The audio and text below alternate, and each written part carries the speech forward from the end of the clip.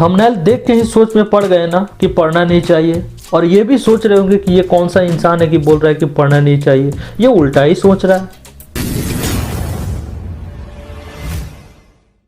नकल करके डिग्रियां हासिल करने वाले विद्यार्थी जिंदगी भर फंसते चले जाते हैं, क्योंकि वो छोटे काम कर नहीं सकते हैं और बड़ा काम उससे हो नहीं सकता है।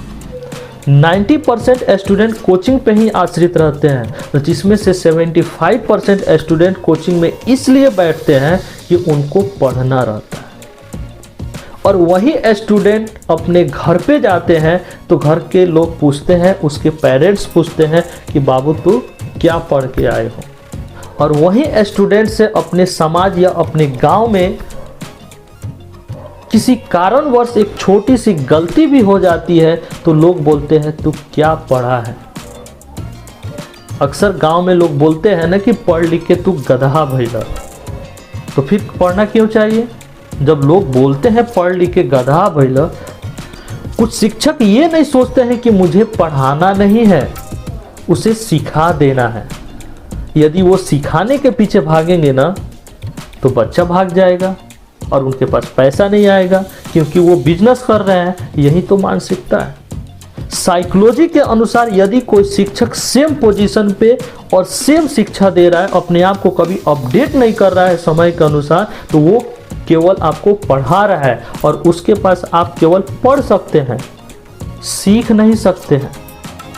और मेरे प्रिय स्टूडेंट्स, पढ़ाई से ज्ञान मिलती है और सीखने से अनुभव मिलती है, क्योंकि पढ़ाई एक कला है और इंजॉयमेंट की तरह आप पढ़ाई कीजिएगा ना और सीखने के पीछे भागिएगा, वो आप कला को सीख पाइएगा।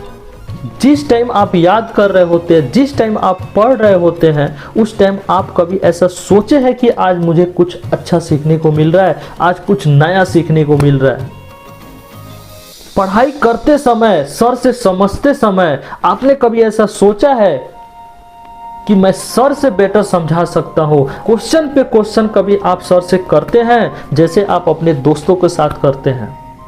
यदि कुछ दोस्तों से जानना रहता है तो आप ऐसे उससे पूछते हैं, ऐसे ऐसे तरीके से पूछते हैं कि आपको प्रॉपर समझ में आ जाती है। सेम उसी पोजीशन में आप यदि अपने टीचर से पूछिएगा तो आप उस टाइम सीखिएगा, पढ़िएगा नहीं।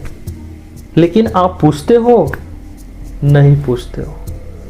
केवल ज्ञान लेके आप क्रिकेट खेल सकते हैं, केवल ज्ञान लेके आप बाइक चला सकते हैं, केवल ज्ञान लेके अपने परिवार का अच्छे तरीके से देखभाल कर सकते हैं। यदि हाँ तो आप मेरे कमेंट बॉक्स में बताइए और अपना राय दीजिए मेरे प्यारे स्टूडेंट्स, ताकि मैं भी आपसे कुछ सीख सकूं।